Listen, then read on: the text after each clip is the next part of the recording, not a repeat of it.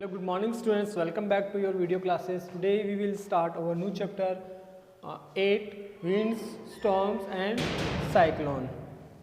इस चैप्टर में हम लोग स्टडी करेंगे विंड से रिलेटेड करेंगे, स्टॉर्म्स कैसे फॉर्म होते हैं, विंड की क्या क्या स्पीड होती है, स्टॉर्म्स में क्या क्या कितनी स्पीड होती है और साइक्लोन कैसे साइक्लोन का फॉर्म होता है और ये कहाँ पर आते हैं उससे रिलेटेड हम लोग स्टडी करेंगे. Okay, so first students open your book page number 81. India में क्या होता है, India Orissa is the coastal region was hit by the cyclone with the wind speed 200 kilometre. जो कोस्टल एरिया वहाँ पर जो साइक्लोन की स्पीड कितनी होती है 200 किलोमीटर पर हॉर होती है. स्पीड की यूनिट क्या होती है, किलोमीटर पर हॉर स्पीड होती है. और wind storms in which speed wind may be anywhere between 120 km to 290 km. These high speed wind whip up sea waves which may be from 3 to 5 meter high. Such wind are called the cyclone. ये कहाँ पर form होती है, ये water की waves में form होती है और इनकी जो स्पीड है वो 120 to 290 किलोमीटर पर हॉर होती है. ठीक है, और इस साइक्लोन की जो हाइट होती है, जो फॉर्म करती है, वो हाइट होती है 3 to 15 मीटर जो हाइट बन जाती है साइक्लोन की. देन उसके बाद में वो क्या करते हैं, स्पीडली मूव करते हैं. Okay, then on 29 October in the same year another super cyclone hit Odisha with the wind speed 260. Orissa में कितना आया था, 29 अक्टूबर को 260 किलोमीटर की स्पीड से साइक्लोन आया था. एक्यूमुलेट 9 मीटर हाइट, उसकी हाइट कितनी थी, 9 मीटर थी.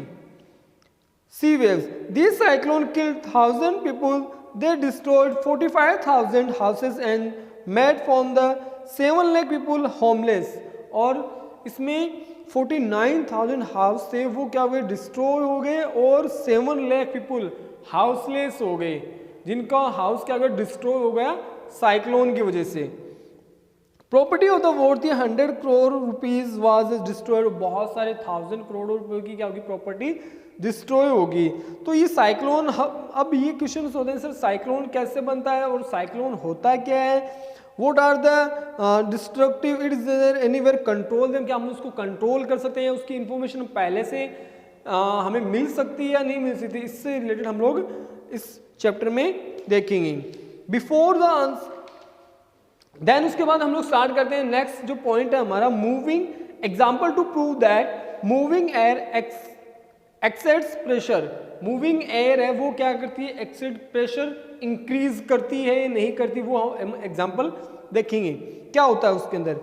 You must have notice the while riding a bicycle if the wind is blowing opposite to the direction of bicycle. जब हम लोग बाइसिकल ड्राइव करते हैं तो अपोजिट डायरेक्शन में क्या आता है, एक अपोजिट फोर्स लगता है, अपोजिट डायरेक्शन में विंड का फोर्स लगता है. It is difficult to drive, it is because the moving air the opposite direction exceeds the good amount of the pressure. जब हम लोग साइकिल या कोई कार ड्राइव करते हैं तो एक अपोजिट डायरेक्शन में फोर्स लगता है. ठीक है, वो एयर का फोर्स, एयर फोर्स होता है जिससे वो क्या करता है, जिसकी वजह से क्या होता है, हमें बाइसिकल चलाने में क्या होती है, प्रॉब्लम होती है. ठीक है, वो हार्ड लगता है हमें क्योंकि अपोजिट डायरेक्शन में क्या लगता है, फोर्स लगता है. Okay, then when you fly a kite the air is always blowing from the direction in which your back is facing.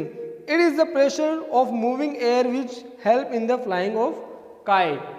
Kite को हम फ्लाई करते हैं कि काइट की जो फ्लाइंग करते हैं तो वो जो डायरेक्शन होती है, जिस डायरेक्शन में एयर मूव करती है उसी डायरेक्शन में क्या करते हैं, काइट को फ्लाई करता है और वो इजीली उसको क्या मिलता रहता है, एक प्रेशर मिलता रहता है जिससे वो फ्लाई हाई कर सकती है.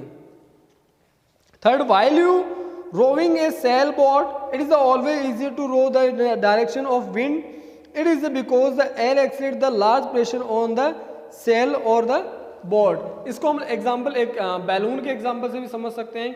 बैलून को हम लोग जैसे जिस ऐसे जैसे इस डायरेक्शन में एयर मूव कर रही है, ठीक है। तो जैसे हम बैलून को उसके अंदर एयर फिल करके उसको छोड़ेंगे तो वो बैलून जो एयर होगी वो क्या करेगी, उसको बैलून को उसी डायरेक्शन में मूव करेगी क्योंकि वो फोर्स लगा रहा है उस पर। देन उसके बाद आता है high speed wind are the accompanied by the reduce pressure. High speed होती है वो क्या प्रेशर को रिड्यूस करती है नहीं करती, वो है it has been the found that when the air move with the high speed over the surface it result in the reducing pressure। जब हाई स्पीड में एयर मूव करती है तो वो क्या करती है, रिड्यूस कर देती है प्रेशर को। Let us perform the following activities explain the point. अब एक्टिविटी जो 8.2 दी हुई है इसके अंदर आपको 2 बैलून्स लेने हैं, ठीक है। जो फर्स्ट बैलून है उसमें आपको क्या करना है, उसको ब्लैंक रखना है, ठीक है।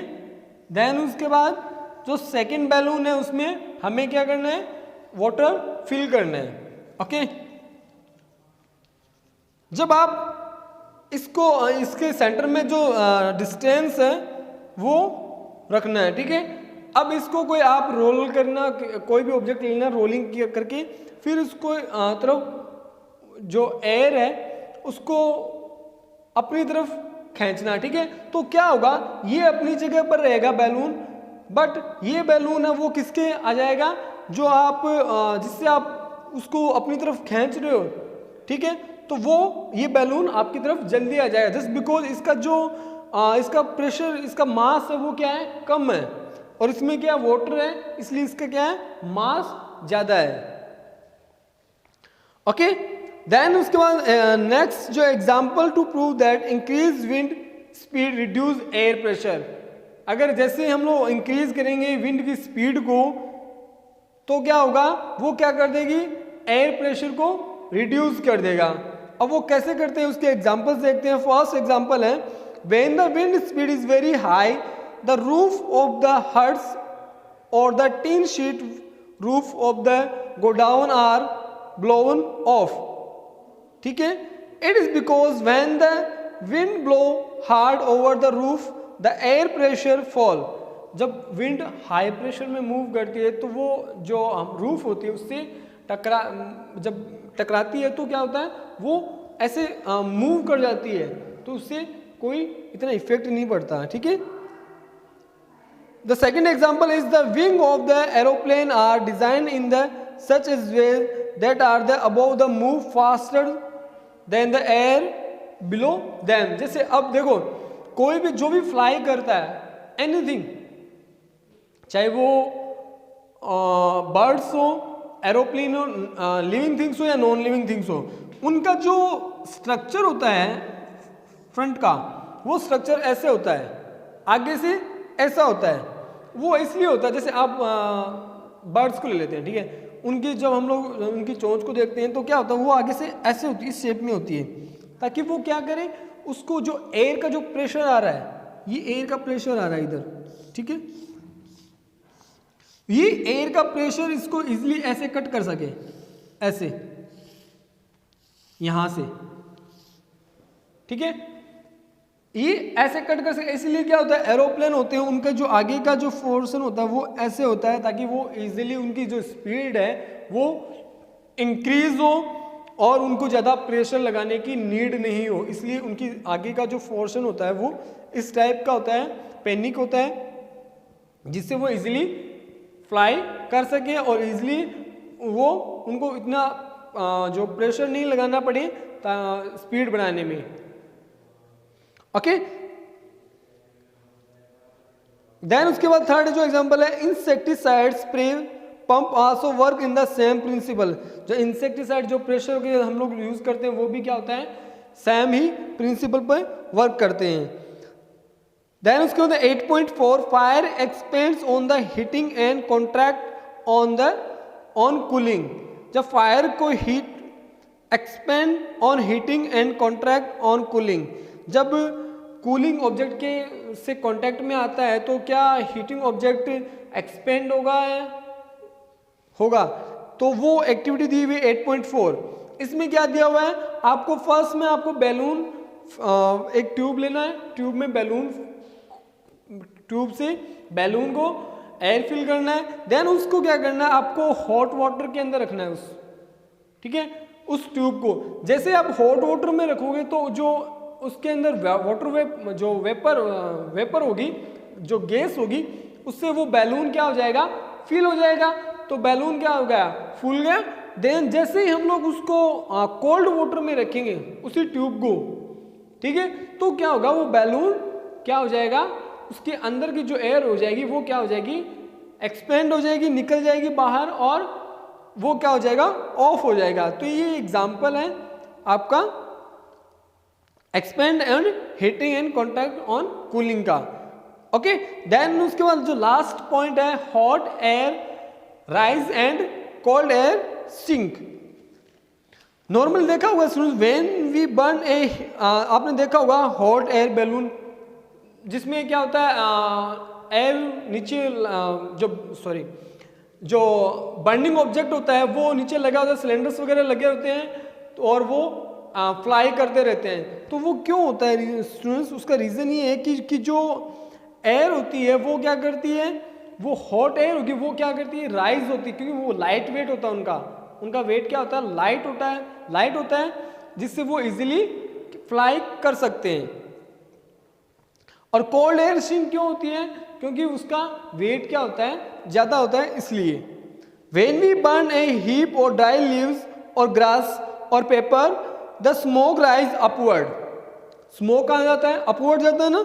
Now the smoke consist of the suspended particles of the carbon in air, therefore can say that hot air is a lighter and hence rises upward. जो कार्बन के ऑब्जेक्ट्स होते हैं, जो बर्निंग, जैसे फॉर एग्जांपल मैं एक paper burn किया, ठीक है, जो उसका पेपर का जो गैस वगैरह होंगे, स्मोक होगा, वो तो अपवर्ड चला जाएगा, बट जो लास्ट में जो रहता है, ठीक है, जो कार्बन रहते हैं वो डाउन ही रहते हैं, तो वो क्या है, कोल्ड ऑब्जेक्ट्स हैं, ठीक है। और जो हॉट जो एयर थी वो क्या हो गई, राइज हो गई। सेकेंड एग्जाम्पल है, on festival like Diwali people light hot air balloons which are rise high on the sky. Deepawali पर क्या करते हैं, हॉट बैलून्स वगैरह करते हैं ना, तो उसके अंदर एयर को बर्न करके उसको छोड़े, तो जिससे क्या होता है, जब तक वो बर्निंग ऑब्जेक्ट बर्न होता रहता है तब तक वो बैलून क्या होता है, मूवमेंट उसका होता रहता है, वो मूव होता रहेगा, ठीक है। These balloons are made from the bamboo sticks and the very light tissue papers। ये बैम्बू स्टिक से बने होते हैं और इसका वेट क्या होता है, लाइट होता है।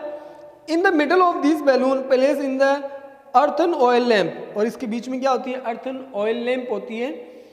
On the burning of lamp hot air are produce. जब इसको बर्न करते हैं लैम्प को, तो वो क्या करती है, हॉट एयर प्रोड्यूस करती है, which is much lighter than the cold air. Obviously जो हॉट एयर होती है वो क्या होती है, लाइट वेट होती है, और कोल्ड एयर क्या होती है, उसका वेट होता है।